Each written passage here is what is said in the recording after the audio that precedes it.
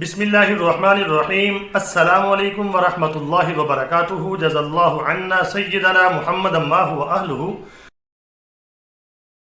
میرے ناظرین، امید ہے آپ خیریت سے ہوں گے۔ اللہ تعالیٰ شانہ آپ کو خوش و خرم رکھے۔ حضور نبی کریم صلی اللہ علیہ وسلم نے فرمایا کہ اللہ کے ہاں اس بات کی معافی ہے۔ وہ کیا ہے؟ آج میں آپ کے سامنے ایک حدیث پاک پیش کروں گا۔ پہلے آپ کے سامنے قرآن پاک کی چند آیات پیش کرنا چاہتا ہوں، جس میں اللہ تعالیٰ نے انسان کے بارے میں بتایا کہ انسان کمزور ہے۔ یہ 5واں پارہ ہے، آیت نمبر 28 ہے۔ بسم اللہ الرحمن الرحیم۔ اللہ تعالیٰ فرماتا ہے یرید اللہ ان یخفف عنکم، کہ اللہ تعالیٰ چاہتے ہیں تمہارے ساتھ آسانی کی جائے، تخفیف کی جائے۔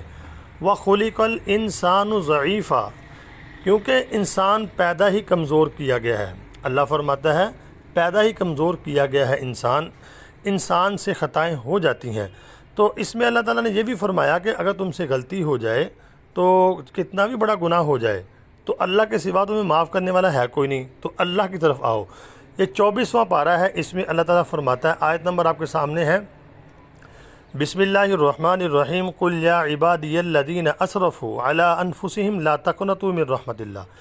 اللہ تعالیٰ فرماتا ہے میرے نبی، ان سے فرما دیجئے، اے میرے وہ بندو، الذین اسرفوا، جنہوں نے اتنے یعنی کہ گناہ کیے ہیں، فضول خرچیاں کی ہیں، فضول کام کیے ہیں، اللہ کی نافرمانیاں کی ہیں، سب کچھ آ گیا، علی انفسہم، اتنے گناہ کر کر کے اپنے اوپر، یعنی کہ انہوں نے اپنے آپ کو تباہ و برباد کر لیا ہے، تو ان سے بھی میں کہتا ہوں لا تقنطوا من رحمت اللہ، آپ فرما دیجئے، اللہ کہتا ہے کہ تم میری رحمت سے نا امید نہ ہو، مایوس نہ ہو۔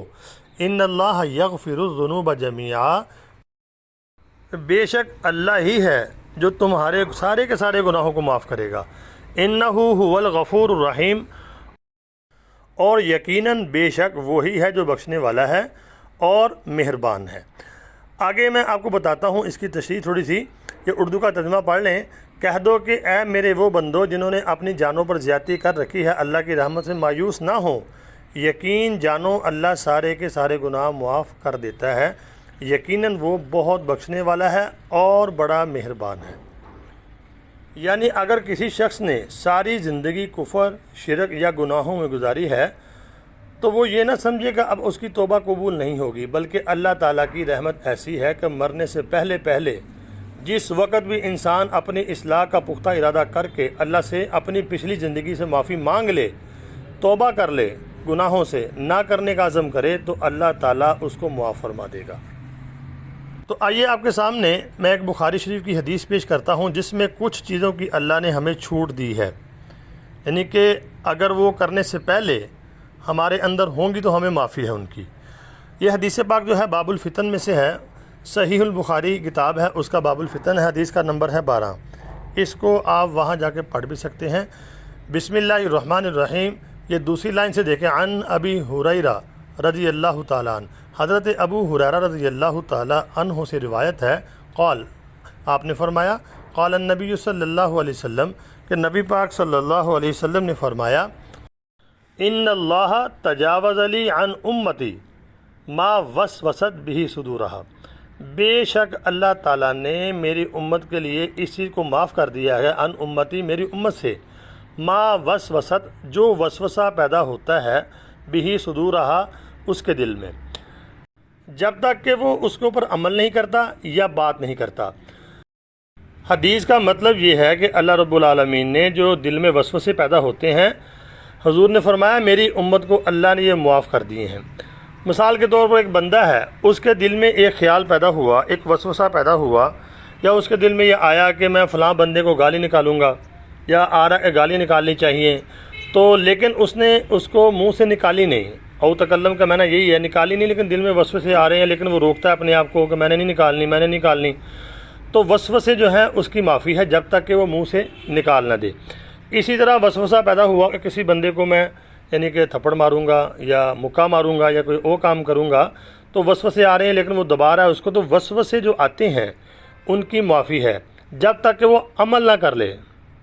اگر اس نے جا کے اس کو گالیاں دے دی یا مثال کے طور پر چغلی کر دی، غیبت کر دی، تو گناہ کے زمرے میں آ جائے گی۔ جب تک وہ دل میں ہے خیال آ رہے ہیں تو آپ اس کو روکنے کی کوشش کر رہے ہیں تو وہ آپ کو اس کا گناہ نہیں ہے. لیکن جب آپ نے عمل میں وہ بات یعنی لے آئے، عملاً کچھ کر دیا یا زبان سے کہہ دیا، تو پھر وہ گناہ کے زمرے میں آ جائے گا اگر آپ نے گناہ والی بات کی ہے.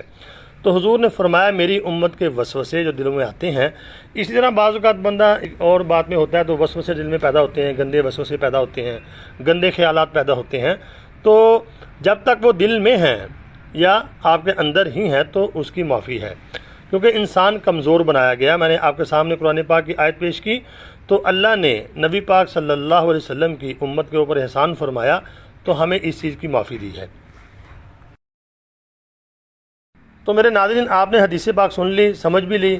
اللہ تعالیٰ سے دعا کریں اللہ تعالیٰ پہلے نمبر پہ ہماری حفاظت فرمائے، وسوسوں سے بھی حفاظت فرمائے، گناہوں سے بھی حفاظت فرمائے. وہ ہی فرما سکتا ہے حفاظت. اور اسباب کے درجے میں ہم نے کوشش کرنی ہے کہ گناہوں کی طرف نہیں جانا. تو اگر غلطی ہو جائے تو اللہ کے سوا کوئی دروازہ نہیں ہے، اس کی طرف جائیں، اللہ سے معافی مانگیں. اللہ کا دروازہ رحمت کا ہر وقت کھلا ہوا ہے. تو اللہ رب العالمین سے دعا ہے اللہ رب العالمین ہمارے ایمانوں کی، ہمارے اعمالوں کی تا دم زندگی، جب تک ہماری زندگی ہے، اللہ تعالیٰ ہی حفاظت فرمائے اور ہمارا خاتمہ بالخیر فرمائے. تو امید ہے آپ کو ویڈیو سمجھ آ گئی ہوگی. تو آپ نے اس ویڈیو کو جتنے ہی یعنی کہ آپ نے ویوز دینے ہیں اتنے آپ نے لائک دینے ہیں، اور سبسکرائب بھی کرنا ہے چینل کو، اور ویڈیو کو آگے گروپوں میں دوستوں میں شیئر کر دیں. تو دعاؤں میں ضرور یاد رکھنا. السلام علیکم ورحمۃ اللہ.